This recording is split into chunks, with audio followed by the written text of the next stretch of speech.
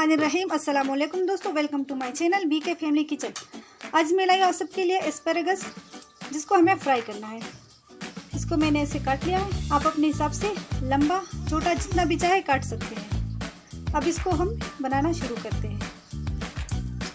ये मैंने 2 चम्मच ऑयल ली है। ऑयल हमारा गर्म हो चुका है।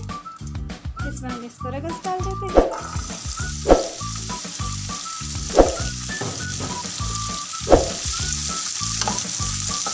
हमें कुछ ज़्यादा मसाले, कुछ ज़्यादा चीज़ें नहीं डालनी है, बस फ्राई करना है।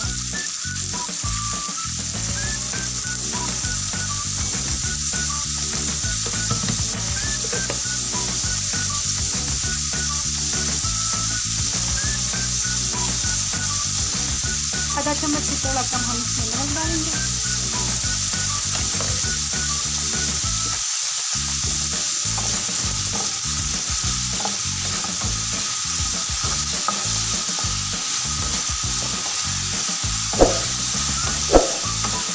इसको फ्राई करके आप एक बार जरूर ट्राई कीजिएगा, ये बहुत जायकेदार होता है।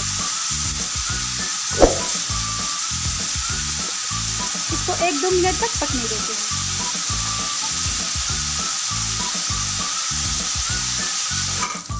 एस्पैरागस को पकते हुए 5 मिनट हो चुके हैं। ये अच्छी तरह से पक चुका है। अब मैं सर्व करके आपको दिखाती हूँ। ये 5 मिनट में बनने वाली सब्जी है।